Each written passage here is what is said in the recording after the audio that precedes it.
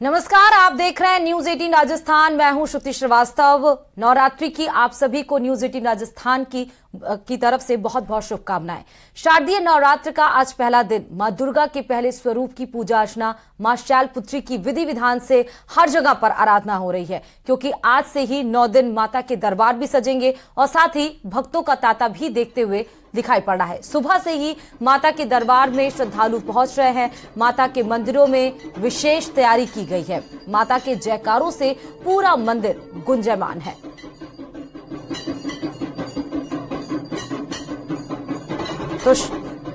तो आप बता दें कि आज से 15 अक्टूबर से शारदीय नवरात्रि प्रारंभ हो गए हैं।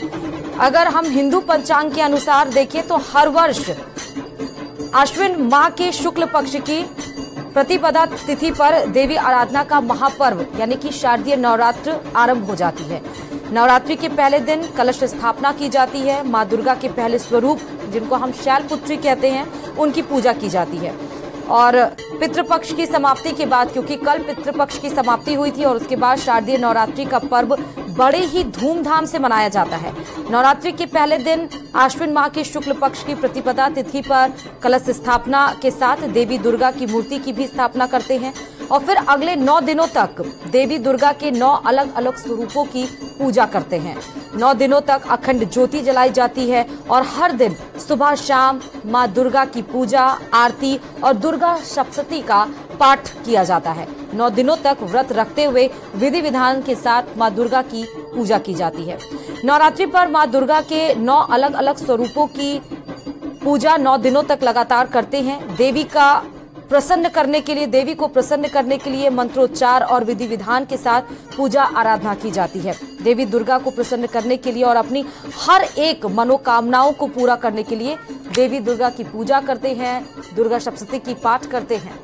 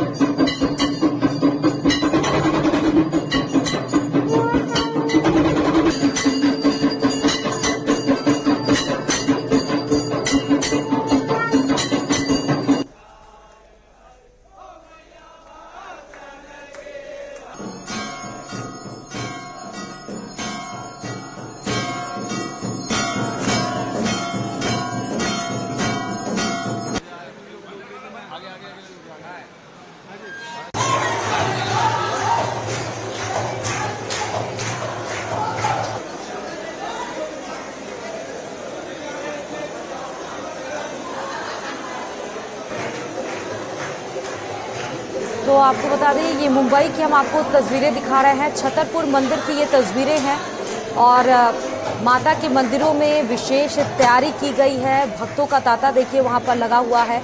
छतरपुर मंदिर की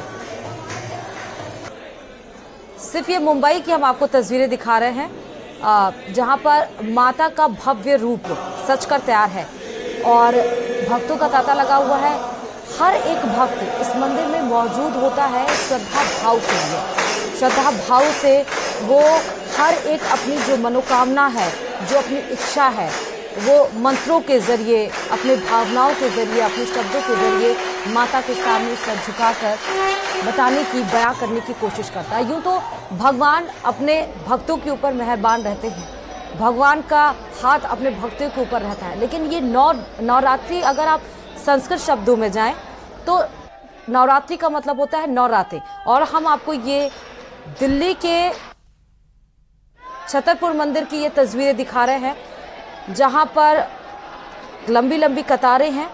कुछ भक्त भगवान के सामने, माता के सामने माथा टेकते हुए, कुछ दर्शन करते निकलते हुए, क्योंकि ये जो मंदिर है वो काफ़ी प्रचलित मंदिर है दिल्ली का। और सुबह से ही 4 बजे से ही, क्योंकि आज से ही नवरात्रि का शुभारंभ हुआ है। माता शैलपुत्री का आज नवरात्रि का जो 9 रूप है माँ दुर्गा के, पहले रूप माँ शैलपुत्री का है और आज ही सुबह से 4 बजे से अगर आप देखें तो कपाट खुल जाते हैं मंदिरों के और 4 बजे से ही भक्त किसी तरह से बस एक झलक पाने के लिए उनके सामने माथा टेक सके, इसी की दरख्वास्त बस रखते हैं। और खबरों में आगे बढ़ते हुए दिल्ली से ये बड़ी खबर आ रही है, जहां पर राजस्थान को लेकर कांग्रेस स्क्रीनिंग कमेटी की लगातार बैठक हो रही है। कांग्रेस स्क्रीनिंग कमेटी की कल भी बैठक हुई थी और उसी क्रम में आगे ये बढ़ेगी, क्योंकि 2 दिन की ये स्क्रीनिंग कमेटी बनाई जा रही है। ये भी आपको बता दें कि स्क्रीनिंग कमेटी ने पहली सूची को अंतिम रूप दे दिया है। सीसी की जो बड़ी बैठक हुई है उसके बाद से कांग्रेस की पहली सूची कभी भी जारी हो सकती है, जिसमें 60 नामों का ऐलान किया जा सकता है। पूर्व सांसदों को भी कांग्रेस चुनाव लड़वा सकती है। ये सबसे अहम जानकारी आपको बता रहे हैं। बड़ी खबर जो दिल्ली से बता रहे हैं उसमें कुछ सीटों पर मौजूदा विधायकों की टिकट काटने की तैयारी में पार्टी लगी हुई है। पहले ही पार्टी ने साफ कर दिया है कि सर्वे के आधार पर ही टिकट वितरण किए जाएंगे। जो जिताऊ कैंडिडेट है उन्हीं को ही टिकट दिया जाएगा पार्टी की तरफ से। और अब साफ तौर पर यह भी कि 60 लोगों के नाम उस पार्टी में आ सकते हैं। पूर्व सांसदों को उतारा जा सकता है, मौजूदा विधायकों के नाम काटे जा सकते हैं। 200 सीटों में से करीब 2 दर्जन विधायकों की कट सकती है टिकट। बड़ी खबर आपको दिल्ली से बता रहे हैं।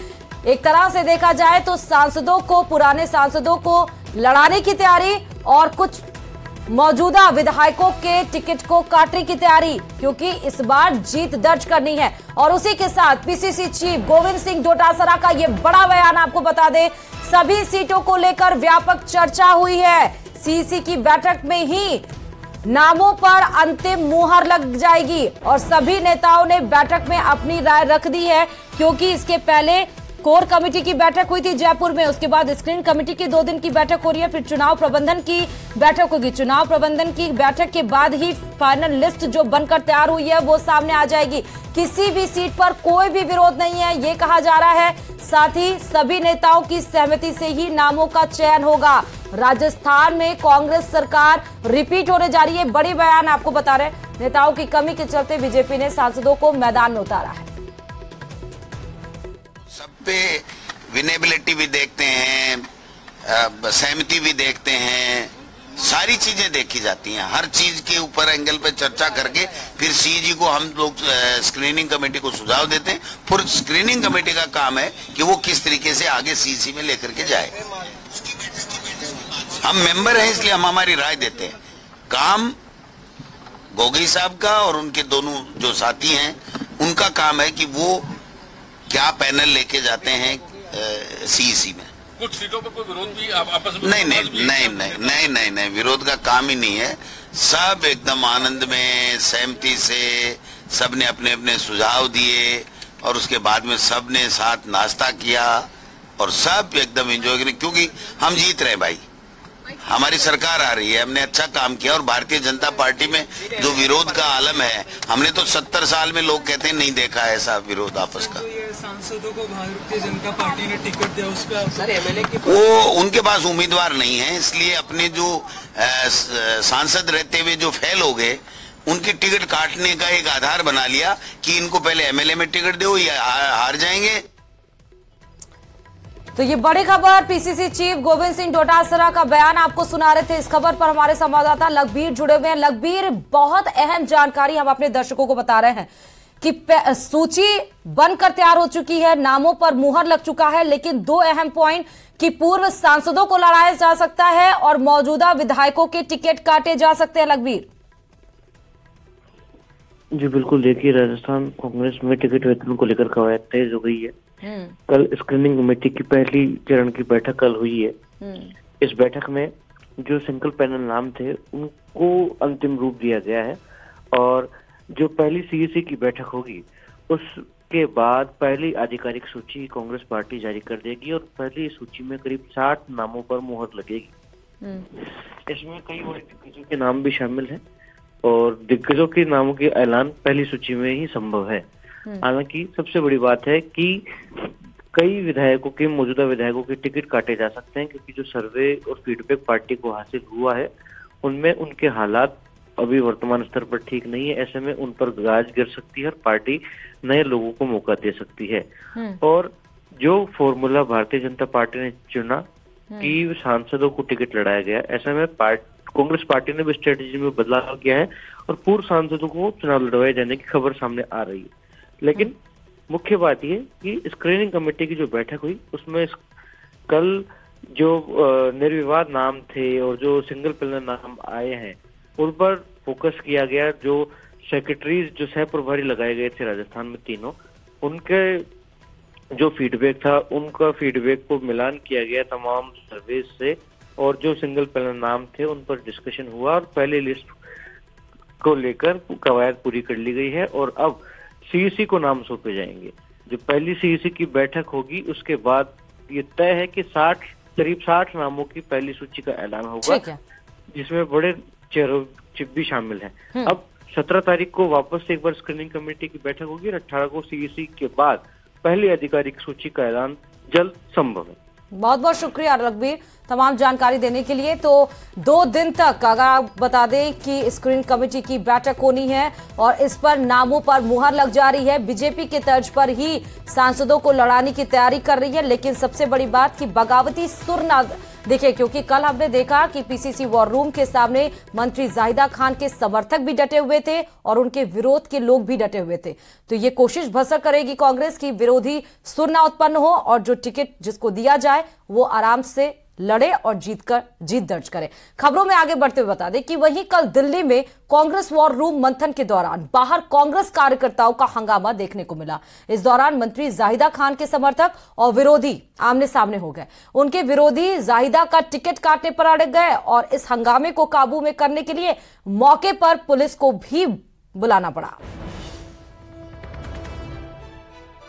तो 2 तस्वीरें आपको दिखा रहे हैं। एक तरफ तो मंत्री जाहिदा खान के समर्थक थे और दूसरी तरफ जो उनका विरोध कर रहे थे कि इनका टिकट काटा जाए। तो 2 तस्वीरें बहुत अहम हो जाती हैं और ये 2 तस्वीरें तब है जब स्क्रीनिंग कमेटी की बैठक हो रही है पीसीसी वॉर रूम के सामने।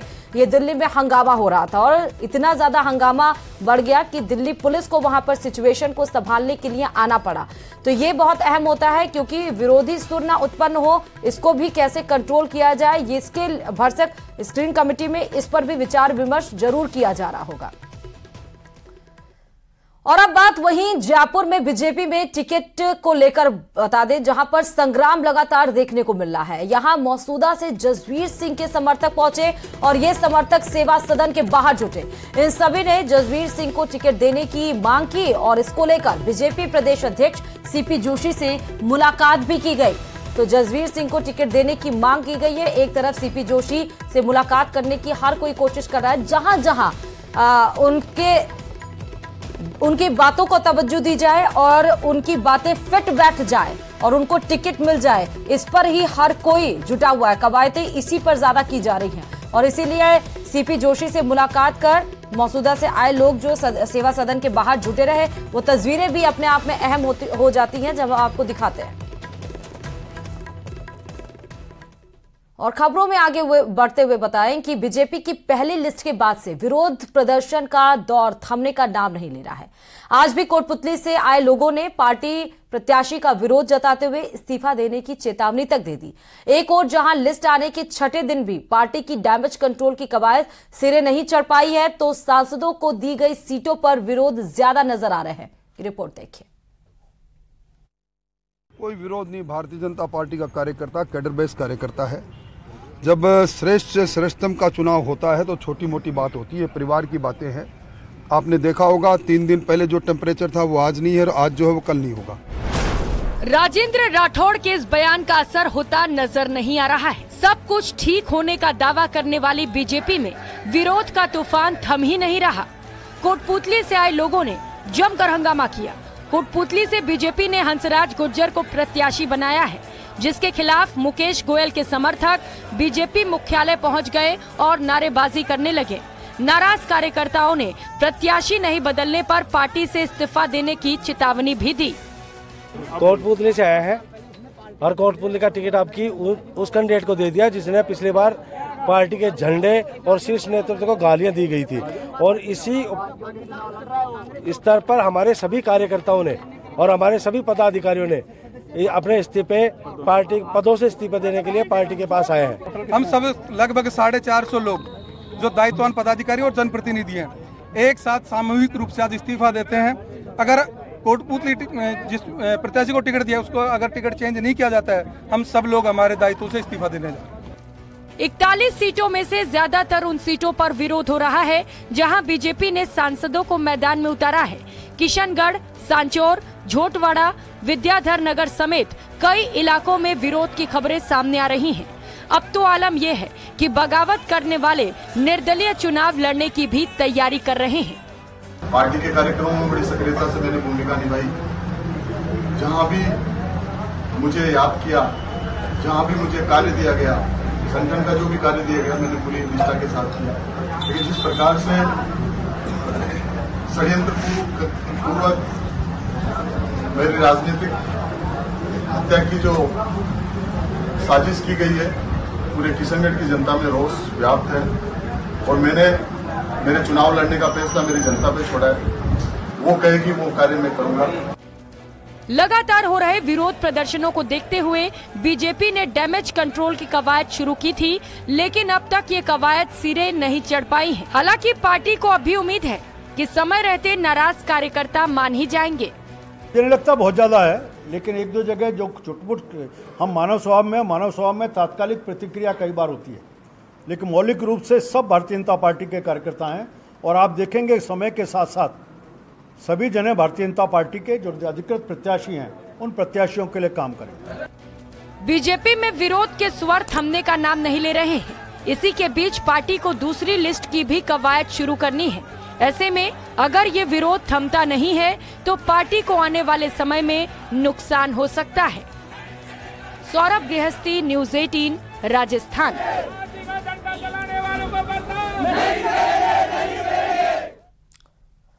और अब बात जयपुर एयरपोर्ट पर बिग एक्शन की, जहां पर कस्टम विभाग की बड़ी कार्रवाई देखने को मिली है। कम से कम 2 करोड़ 40 लाख रुपए का तस्करी का सोना पकड़ा गया है।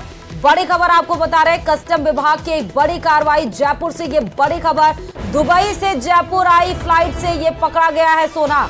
4 किलो 100 ग्राम बताया जा रहा है सोने का वजन, और साथ ही मिक्सर ग्राइंडर में छुपाकर की जा रही थी तस्करी। दिमाग देखिए कि मिक्सर ग्राइंडर में छुपाकर सोना ले जाया जा रहा था, लेकिन एसीबी ने धर दबोचा। कस्टम विभाग की एयरपोर्ट विंग ने पकड़ा आरोपी को। 2 करोड़ 40 लाख से ज्यादा इसकी कीमत बताई जा रही है। कस्टम अधिकारी आरोपी यात्री से लगातार अब पूछताछ में जुटे हैं।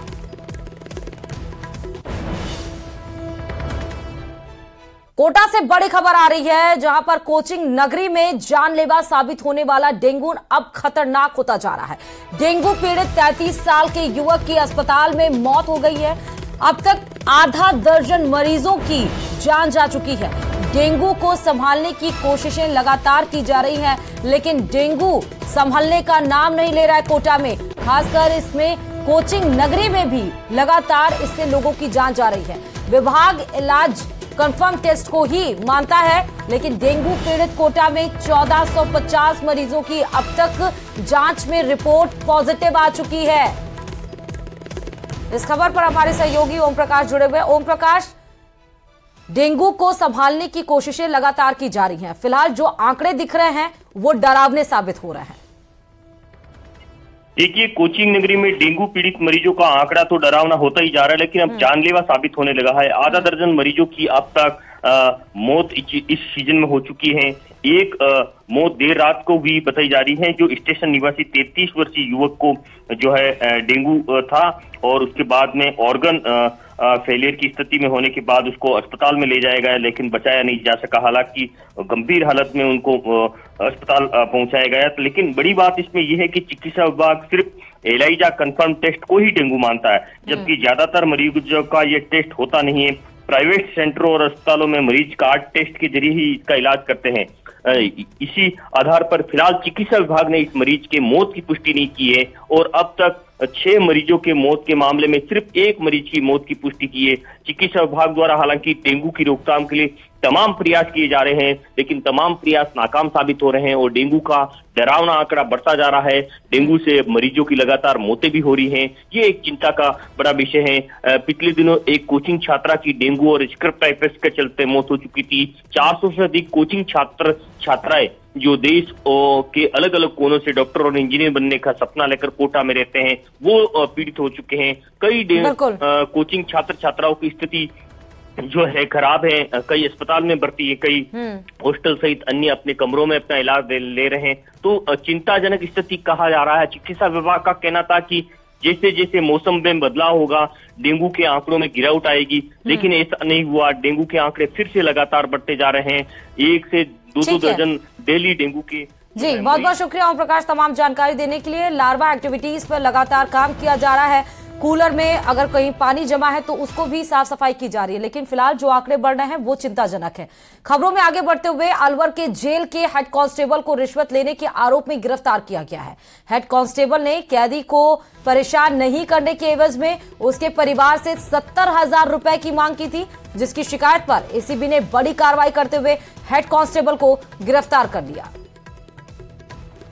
तो 70,000 रुपए की मांग की गई थी हेड कांस्टेबल के द्वारा। के अंदर उनका कोई मित्र है सुरेश यादव, वो बंदी है और उसको परेशान नहीं करने, मारपीट ना करने के लिए दबाव डालकर इनसे पैसा मांगा जा रहा है। इन्होंने अपनी शिकायत में 70,000 रुपये का डिमांड होना बताया है। हम लोगों ने कल इसका रात को ही सत्यापन करवाया और सत्यापन से आज इन्होंने ये पैसे लेकर डिमांड किया था। आज इनको बुलाया था परिवादी को। मुख्य प्रहरी राम अवतार शर्मा अलवर जेल ने इनसे आज अपने बैरिक में 20,000 रुपए नगद देते हुए इनको हमने ट्रैप किया है रंगे हाथों। और अब बात चित्तौड़गढ़ जिले की, जहां पर रावत भाटा क्षेत्र में सनसनीखेज मामला सामने आया है, जहां पति ने अपनी ही पत्नी की गला दबाकर हत्या कर दी। आरोपी पति हत्या करने के बाद जहर खाकर थाने पहुंच गया। मामले को लेकर अब पुलिस सख्ते में आ गई है। पुलिस ने पत्नी के शव को चिकित्सालय के शवगृह में रखवाया और इधर आरोपी पति को भी अस्पताल में भर्ती कराया गया है। आरोपी ने शक के चलते पत्नी की हत्या कर दी थी। 1 साल पहले पत्नी किसी व्यक्ति के साथ भाग गई थी, फिर वापस आ गई। तब से दोनों में अक्सर झगड़ा होता रहता था।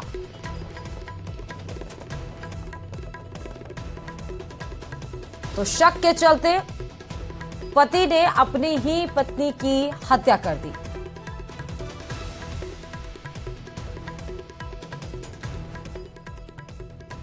और अब बात अंतर्राष्ट्रीय ओलंपिक समिति सत्र की, जहां पर उसका उद्घाटन समारोह हुआ। मुंबई के जियो वर्ल्ड कन्वेंशन सेंटर में आयोजित किया गया ये भव्य कार्यक्रम। इस मौके पर प्रधानमंत्री नरेंद्र मोदी ने राजनीति, खेल और मनोरंजन जगत के सितारों को संबोधित किया। 141वें आईओसी सत्र में पीएम मोदी ने कहा कि यहां आयोजित किया जा रहा है आईओसी सत्र हमारे लिए गर्व की बात है। मैं टीम भारत को उनकी ऐतिहासिक जीत के लिए बधाई देता हूं। पीएम मोदी के ऐसा कहते ही कन्वेंशन सेंटर में तालियों से गूंज उठा। उन्होंने आगे कहा कि भारत में आईओसी सत्र 40 साल बाद भारत लौट रहा है। ये 15 से 17 अक्टूबर के बीच आयोजित किया जा रहा है। यही नहीं, 2036 में ओलंपिक के लिए भारत दावा पेश करेगा। इसके लिए मैं कोई कोर कसर नहीं छोड़ूंगा।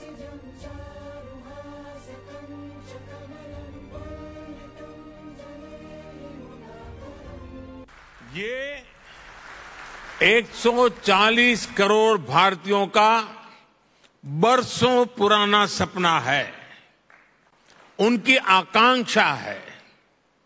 इस सपने को अब हम आप सबके सहयोग से पूरा करना चाहते हैं और 2036 ओलंपिक से भी पहले भारत साल 2029 में होने जा रहे यूथ ओलंपिक्स की मेजबानी करने को भी इच्छुक है।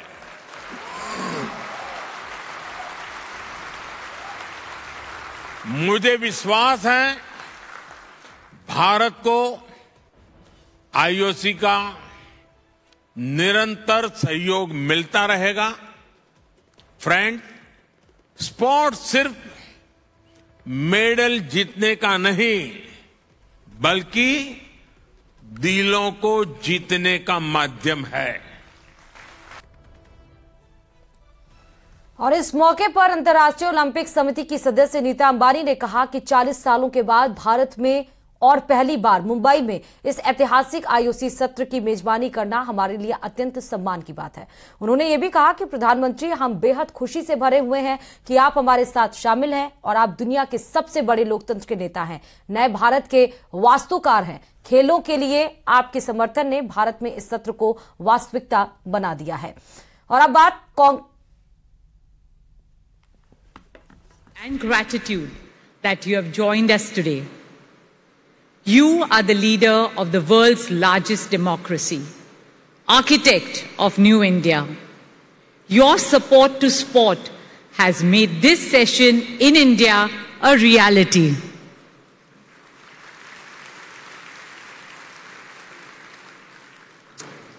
IOC President Mr. Thomas Bach, members and delegates of the IOC from over 80 countries and friends of the Olympic movement. It is an absolute honor for us to host this historic IOC session in India after 40 years. In our culture, we say, Atiti Devo Bhava. It means our guest is God. You all have arrived in India at an auspicious time on the eve of Navratri, a vibrant Hindu festival celebrated with song, dance and festivity that signifies the triumph of good over evil. My dear friends and colleagues, in this meeting of the IOC, I see the confluence of two wonderful forces. One is the Olympic movement, which unites humanity and transcends all national, racial, religious and linguistic barriers. The other is India, the world's largest democracy, as the host of this meeting. The mantra and motto of our 5,000-year-old civilization is Vasudhaiva Kutumbakam, which our Prime Minister declared as the theme at India's presidency of the G20 summit last month. It means the entire world is one family.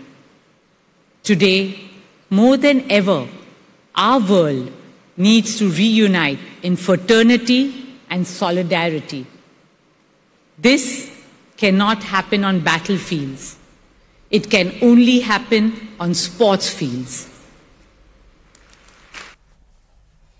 और इसी के साथ सुप्रभात राजस्थान में फिलहाल इतना ही। और खबरों के लिए लगातार देखते रहिए न्यूज़ 18 राजस्थान।